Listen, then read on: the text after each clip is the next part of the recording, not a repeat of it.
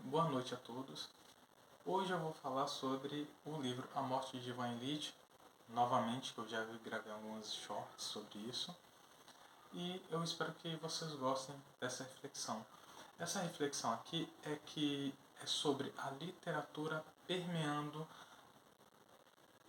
grande parte das pesquisas na área da saúde sobre alguma temática. E essa temática que engloba esse livro é o processo de luto em pessoas em estado terminal de saúde.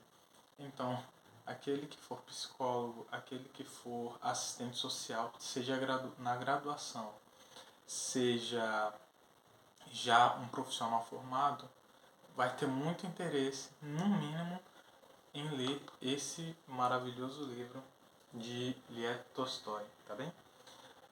Vamos lá. Ivan Ilitch é uma personagem que está em processo de luto, porque ele próprio está em estado terminal e ele começa a fazer os processos, os estágios de enlutamento descritos por essa autora, Elizabeth Kubler-Ross. Se eu não me engano, é mais ou menos esse o nome dela, a forma que se pronuncia. Os estágios são quais? O de negação, o de raiva, o de barganha, o de depressão e o quinto que é a aceitação de seu estado.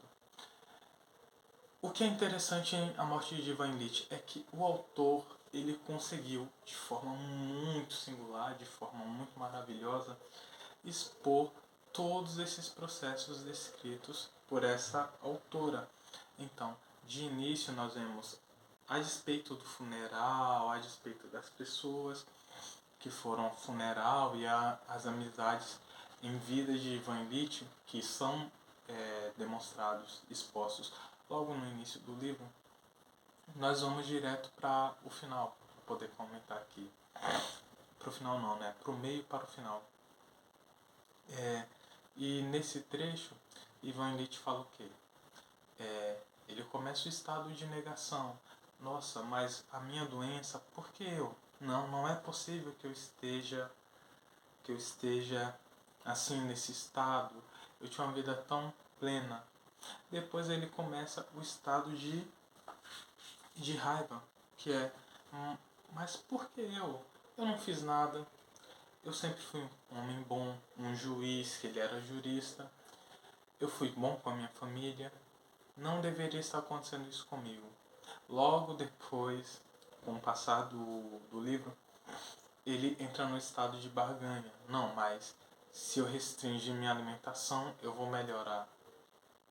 Se eu descansar mais, eu vou melhorar. Se isso, se aquilo, então por Deus ele se torna quase uma pessoa mais religiosa e tenta barganhar o seu estado de saúde com, vou falar de certa forma, o universo. Ele busca uma ajuda de algum meio para que ele consiga sair da situação. Depois ele entra em um estado de depressão, que vai oscilar entre depressão e raiva, que é quando ele percebe um certo distanciamento da família. Isso é interessante, ele observa esse distanciamento da família. E quando ele observa esse distanciamento da família, ele começa a ficar muito irritadiço, porque ninguém quer conversar de forma aberta com ele sobre o estado dele, e ao mesmo tempo, quando alguém se aproxima dele, ele sempre está irritado. Então acaba sendo uma bola de neve essa situação dele. E por fim, a aceitação. O interessante é que a aceitação que ocorre por Ivan Ilitch, da própria morte, é quando ele percebe que está prestes a morrer. E prestes a morrer, o cuidador dele, o rapazinho que foi contratado para cuidar dele, não questionava a saúde dele, não falava que ele iria ficar melhor, que ele iria sair dessa. E também não falava o contrário, não falava, olha, você está morto, você sabe que você vai morrer, ponto final. Não, ele apenas vivia o momento com Ivan Ilitch. Ele simplesmente cuidava de Ivan Ilitch, conversava com ele e ponto. Sem uma perspectiva de melhora, mas sem uma perspectiva de piora também. Ele fazia com que a vida de Ivan Ilitch nesse período de luto fosse a mais plenamente boa possível. E é justamente isso que não é uma crítica do autor, mas que o autor demonstra.